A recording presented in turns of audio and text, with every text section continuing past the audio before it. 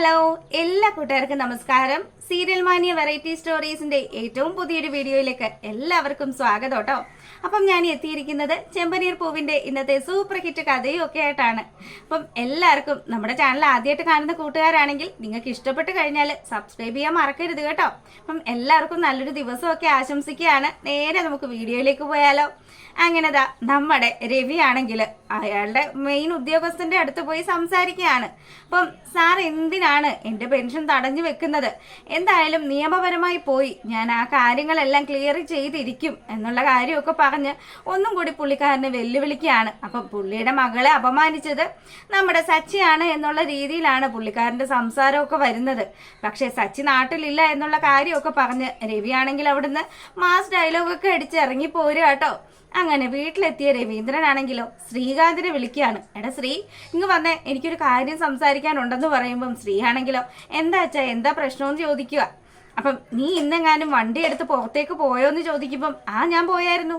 അതെ, എനിക്ക് പുതിയൊരു ട്രെയിനിങ്ങിന്റെ സംഭവം ആയിട്ടുണ്ട്. അപ്പം അതിന്റെ ചില കാര്യങ്ങളൊക്കെ ആയിട്ട് ഞാൻ പുറത്തു പോയതാണ്. എന്താ അച്ഛാ പ്രശ്നമെന്ന് ചോദിക്കുമ്പം പോയ വഴി എന്തെങ്കിലും ആക്സിഡന്റോ അങ്ങനെ എന്തെങ്കിലും സംഭവം ഉണ്ടായോ എന്ന് ചോദിക്കുകയാണ്. ഉണ്ടായച്ചാ ഒരു അഹങ്കാരം പിടിച്ച പെണ്ണ്, അവൾ ഒരു വല്യമ്മയെ ഇടിച്ചിട്ടു. അത് പിന്നെ വലിയ പ്രശ്നമൊക്കെ ആക്കി. ഞാൻ തന്നെ ഇടപെട്ട് വല്യമ്മയ്ക്ക് വേണ്ടിയിട്ട് ഒരു 1000 രൂപയൊക്കെ വാങ്ങി കൊടുക്കുകയും ചെയ്തു. അവളെ കൊണ്ട് മാപ്പ് പറയിപ്പിക്കുകയും ചെയ്തു. അപ്പം രവി കേട്ടറിഞ്ഞ കാര്യങ്ങളൊക്കെ സത്യമാണെന്ന് രവിക്ക് മനസ്സിലായിട്ടോ. അപ്പം മോനെ, അത് വലിയ വിഷയമൊക്കെ ആയിരിക്കുകയാണ്. എന്താ വെച്ചാ എന്താ പ്രശ്നമെന്ന് ചോദിക്കുമ്പോഴത്തേക്കിനും ഉടനെ തന്നെ അതെന്തായാലും പോട്ടെ, ഇനിയിപ്പം ചെയ്തതും നടന്നതും ഒക്കെ സംഭവിച്ചു, ഇനിയിപ്പം അത് പറഞ്ഞിട്ട് കാര്യമില്ലല്ലോ. അപ്പം ഇത് കേട്ട് നമ്മുടെ സുധി പറയുന്നുണ്ട്, നീ എന്തിനാ വെറുതെ നാട്ടുകാരെ സഹായിക്കാൻ നിന്നിട്ട് ഇപ്പം വല്ല കാര്യമുള്ള കാര്യമാണോ? നിന്റെ പേരിലാണല്ലോ ഇപ്പോൾ കംപ്ലൈന്റ് വന്നിരിക്കുന്നത്. അതെ ചേട്ടാ, ചേട്ടനെ പോലെ തന്നെ എന്തെങ്കിലും കാര്യങ്ങൾ കണ്ടിട്ട് പ്രതികരിക്കാതെ പോകാനായിട്ട് ഞാൻ ശീലിച്ചിട്ടില്ല. എൻ്റെ അച്ഛൻ പറഞ്ഞിരിക്കുന്നത് ആർക്ക് എന്ത് ആപത്ത് വന്നാലും അവരെ സഹായിക്കണമെന്ന് തന്നെയാണ് എന്ന് പറയുമ്പോൾ നമ്മുടെ ശ്രുതിക്ക് അതൊന്ന് കൊണ്ടു കേട്ടോ. അപ്പൊ പെട്ടെന്ന് തന്നെ രവി പറയുന്നുണ്ട്, അത് ശരിയാ മോനെ, ദേ ഇവന് നിന്റെ അമ്മയുടെ സ്വഭാവമാണ്. അതുകൊണ്ട് തന്നെ അവർ മറ്റാർക്ക് എന്ത് ആപത്ത് വന്നാലും അവരെ ഒന്നും തിരിഞ്ഞേ നോക്കില്ല, അവരവരുടെ കാര്യം മാത്രമേ നോക്കുള്ളൂ എന്ന് പറയുമ്പോൾ അല്ല എന്താണ് അമ്മയെക്കുറിച്ചൊരു കുറ്റം പറച്ചിലെന്നും പറഞ്ഞ് ചന്ദ്രമതി അങ്ങോട്ട് വരികയാണ്. അതെ ഒന്നുമില്ല, നിന്റെ മകന്റെ ഗുണവധികാരം പറഞ്ഞതാണെന്നും പറഞ്ഞ് രവി അവിടെ നിന്ന് ഇങ്ങനെ ചിരിക്കുമ്പോഴത്തേക്കിനും ശ്രീകാന്ത് ആണെങ്കിലോ എന്നാ ഞാൻ പോയിക്കോട്ടെ അച്ഛാ, എനിക്ക് ചെറിയ പരിപാടിയൊക്കെ ഉണ്ടെന്നും പറഞ്ഞ് അവൻ അങ്ങ് പോവുകയാണ്. അപ്പൊ ഉടനെ തന്നെ ചന്ദ്രമതി ചോദിക്കുന്നുണ്ട്, അല്ല നിങ്ങൾ പെൻഷന്റെ കാര്യത്തിന് പോയിട്ട് എന്തായി, വല്ലതും നടക്കുവോ? എൻ്റെ ചന്ദ്രേ, നമ്മൾ വിചാരിക്കുന്ന പോലെയൊന്നും അല്ല, പെൻഷൻ പൈസയൊക്കെ തടഞ്ഞു വെച്ചിരിക്കുകയാണ്. അതിന് കിട്ടണമെങ്കിൽ കുറച്ച് കഷ്ടപ്പാടുണ്ട്. പിന്നെ ഇവന്റെ കല്യാണത്തിന് നമ്മൾ എങ്ങനെ കാശ് കണ്ടെത്തും മനുഷ്യ? നിങ്ങൾക്ക് ആലോചിച്ചിട്ട് വല്ലത് പിടിയും കിട്ടുന്നുണ്ടോ എന്ന് ചോദിക്കുകയാണ്. എന്ത് പിടിയാണ്? അതെ, ഇവന്റെ കല്യാണം നമുക്ക് ഏതെങ്കിലും ഒരു ക്ഷേത്രത്തിൽ വെച്ച് നടത്താം. ക്ഷേത്രത്തിലോ? അതൊന്നും നടക്കുന്ന കാര്യമൊന്നും അല്ല അച്ഛാ. ദേ സച്ചിയുടെ കല്യാണം അച്ഛൻ ഗംഭീരമായിട്ടാണല്ലോ നടത്തിയെന്ന് ശ്രുതി ചോദിക്കുമ്പോഴത്തേക്കിനും മോനെ, അത് അച്ഛൻ തീരുമാനിച്ചത് നിന്റെ കല്യാണമായിരുന്നു. അത് നീ മുങ്ങിയത് കാരണമാണ് സച്ചിയുടെ കല്യാണമായി മാറിയത്. ഇതെല്ലാം മറന്നുപോയോ എന്ന് ചോദിക്കുകയാണ്. അപ്പം രവി ഓരോ കാര്യങ്ങൾ ചോദിക്കുമ്പോഴും ശ്രുതിയാണെങ്കിലോ ഒന്നും തിരിച്ചു പറയാനില്ലാതെ അങ്ങനെ വിഷമിച്ച് നിൽക്കുകയാണ്. അപ്പോഴത്തേക്കിനും നമ്മുടെ ചന്ദ്രമതി പറയുന്നുണ്ട്, അതെ ശ്രുതിയുടെ വീട്ടുകാര് നല്ല കാശുകാരാണ്, അവരെന്തായാലും ഇതുപോലെയുള്ള ആക്രി കല്യാണത്തിനൊന്നും സമ്മതിക്കില്ല. നിങ്ങൾ എവിടെയെങ്കിലും പോയി ഏതെങ്കിലും നല്ലൊരു മണ്ഡപം ബുക്ക് ചെയ്യുക. അതുമാത്രമല്ല 5 സ്റ്റാർ ഹോട്ടലിലെ ഫുഡ് ആയിരിക്കണം. അവളുടെ അച്ഛനും റിലേറ്റീവ്സും ഒക്കെ അങ്ങ് വിദേശത്തല്ലേ ഉള്ളത്. അതുകൊണ്ട് അവരുടെ നിലയ്ക്കും വിലയ്ക്കും ഒക്കെ അനുസരിച്ചിട്ടുള്ള കാര്യങ്ങൾ വേണ്ട മനുഷ്യ ചെയ്യാനെന്ന് പറയുകയാണ്. അപ്പോൾ ഉടനെ തന്നെ രവി പറയുന്നുണ്ട്, അതെ കല്യാണം ആലോചിച്ച് വന്ന പെണ്ണിനെ മാത്രമേ എനിക്ക് പരിചയമുള്ളൂ. അവളുടെ അച്ഛനോ അമ്മയോ ആരും തന്നെ ഇവിടെ വന്നിട്ടുമില്ല. അതുകൊണ്ട് തന്നെ ഇവൾക്ക് ഈ പറയുന്ന സ്വന്തക്കാരൊക്കെ ഉണ്ടോ എന്നുള്ള കാര്യത്തിലും എനിക്ക് നല്ല സംശയമുണ്ട്. അപ്പൊ ചന്ദ്ര പറയുന്നുണ്ട്, അതെ നിങ്ങൾ അങ്ങനെ ഒന്നും സംശയിച്ചു പോവല്ലേ, നിങ്ങളുടെ പൂക്കാരിയുടെ കല്യാണം നടന്നതുപോലെ അല്ല, ഇത് നല്ല അന്തസ്സായിട്ട് നടക്കണം. എൻ്റെ മകൻ എന്ന് പറഞ്ഞാല് ട്രിപ്പിൾ PG ആണ്. അവന്റെ വിദ്യാഭ്യാസവും അവന്റെ നിലക്കും വിലക്കും ഒക്കെ അനുസരിച്ച് കല്യാണം നടത്തിയെടുക്കണമെന്നൊക്കെ പറയുമ്പം രവി പറയാണ്, അങ്ങനെയാണെങ്കിൽ മകള് തന്നെ പൈസ ഉണ്ടാക്കേണ്ടി വരും. ഞാനേ എന്തായാലും ഒരു അമ്പലത്തിൽ വെച്ച് ചടങ്ങ് നടത്താന്നാ വിചാരിക്കുന്നത്. ഇനി ഇവനെങ്ങാനും ഇറങ്ങി ഓടിപ്പോവാൻ തോന്നിയാല് പിന്നെ ആ സാഹചര്യത്തിൽ എനിക്ക് വലിയ നഷ്ടമൊന്നും ഉണ്ടാവരുതല്ലോ. അപ്പൊ ചന്ദ്രയ്ക്ക് അതൊന്നും പിടിച്ചില്ല കേട്ടോ. ഇനിയിപ്പം ഇങ്ങേരോടൊന്നും പറഞ്ഞിട്ടും കാര്യമില്ല എന്ന് വിചാരിച്ച് ചന്ദ്ര നിരാശയിൽ നിൽക്കുമ്പോഴത്തേക്കിനും നമ്മളെ കാണിക്കുന്നത് നമ്മുടെ സച്ചിയും രേവതിയും ആണ്. അങ്ങനെ ബസ് യാത്ര അവസാന ഘട്ടത്തിൽ എത്തി കേട്ടോ. അപ്പൊ രണ്ടുപേരും അവിടെയാണ്, അപ്പുറത്താണ് എൻ്റെ സ്റ്റോപ്പ് എന്നും പറഞ്ഞ് സച്ചി എഴുന്നേറ്റിട്ട് നമ്മുടെ രേവതിയോട് പറയുന്നുണ്ട്, വേഗം ആവട്ടെ, നമുക്ക് ഇറങ്ങണ്ടേന്ന് ചോദിക്കുമ്പം അയ്യോ എത്തിയോ, ആ എത്തി വാ ഇറങ്ങെന്നും പറഞ്ഞ് രണ്ടുപേരും കൂടെ ആ ബസ് സ്റ്റോപ്പിൽ ഇറങ്ങിയ പാടേതാ പരിസരം മുഴുവനും വീക്ഷിക്കുകയാണ് രേവതി. കാണുമ്പം നല്ല ഭംഗിയുള്ള കാഴ്ചകളാണ് കേട്ടോ. അവൾ ഇതിനു മുന്നേ ഇങ്ങനെയുള്ളൊരു കാഴ്ചകളെ കണ്ടിട്ടില്ല. അതുപോലെ തന്നെ പുള്ളിക്കാരി ഇറങ്ങിയ പാടെ തന്നെ പോയി ഒരു സ്ഥലത്ത് പോയി ഇങ്ങനെ നിൽക്കുക. അപ്പൊ സച്ചി ചോദിക്കുന്നുണ്ട്, അല്ല ഇത് എന്താണ് മോളുടെ പ്ലാൻ? ഇവിടെ തന്നെ നിൽക്കാനാണോ? നമുക്ക് വീട്ടിലേക്ക് പോകണ്ടേ? അച്ഛമ്മയാണെങ്കിലേ വഴിക്കണ്ണുമായിട്ട് കാത്തിരുന്ന് മടുത്ത് കാണും. ഇപ്പൊ തന്നെ ഒരു 3-4 പ്രാവശ്യം വിളിച്ചു. ഇനി നമ്മളെ കണ്ടില്ലെന്നും പറഞ്ഞ് അച്ഛമ്മയും കൂട്ടരും തിരക്കി ഇവിടെ വരും. അതുകൊണ്ട് വേഗം വാന്നും പറഞ്ഞ് രേവതിയെ കൈയോടുകൂടി പിടിച്ചോണ്ട് പോരുകയാണ്. അപ്പം പോകുന്ന വഴിയാണെങ്കിൽ എത്ര മനോഹരമായിട്ടുള്ള കാഴ്ചകളാണ്. അച്ഛമ്മയുടെ വീട്ടിലേക്ക് ഇനിയും കുറെ പോണോന്ന് ചോദിക്കുമ്പം കുറച്ചുകൂടി നടക്കാനൊക്കെ ഉണ്ട്, പിന്നെ നമുക്ക് ചോദിച്ചു പോവാന്നും പറഞ്ഞ് സച്ചി രേവതിയും കൂട്ടി നടക്കുകയാണ്. അങ്ങനെതാ അച്ഛമ്മയാണെങ്കിൽ രണ്ടാളെയും കാത്ത് ഉമ്മറത്ത് തന്നെ ഇരിക്കുകയാണ്.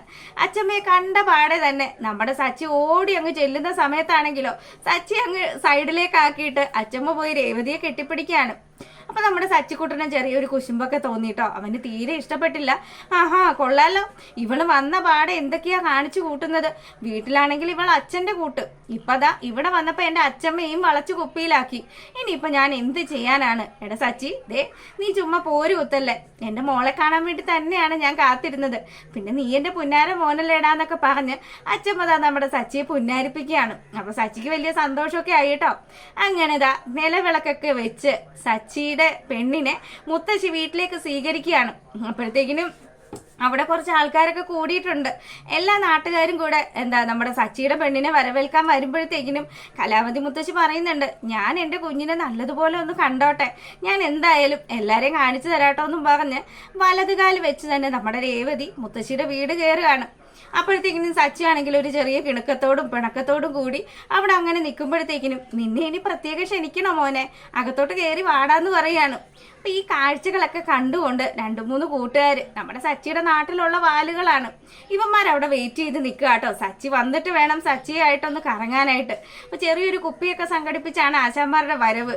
പക്ഷേ കലാവതി മുത്തശ്ശി കണ്ടു കഴിഞ്ഞ പ്രശ്നമാകുമെന്ന് വിചാരിച്ച് ഇവന്മാരാണെങ്കിൽ അവിടെ പാത്ത് നിൽക്കുകയാണ്. അപ്പൊ ഒരു മിന്നായം പോലെ നമ്മുടെ രേവതി വീട്ടിലേക്ക് കയറിപ്പോകുന്ന കാഴ്ചയൊക്കെ കണ്ടപ്പം ദേടാ സച്ചിയും അവന്റെ പട്ടണത്തിൽ നിന്നുള്ള ഭാര്യയും കൂടെ വന്നിട്ടുണ്ട്.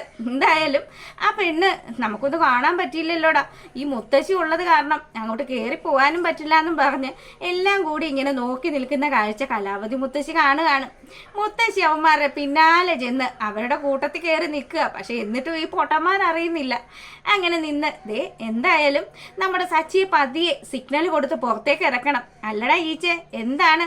അതിനിപ്പോ എൻ്റെ ഫോണിൽ പൈസ ഇല്ലല്ലോടാന്ന് പറയുമ്പോൾ, എന്നാ ഒരു കാര്യം ചെയ്യടാ, എൻ്റെ ഫോൺ തരാം. അപ്പൊ മുത്തശ്ശിയുടെ സൗണ്ട് കേട്ടതും ഈച്ച എന്ന് പറയുന്നവൻ തിരിഞ്ഞു നോക്കി.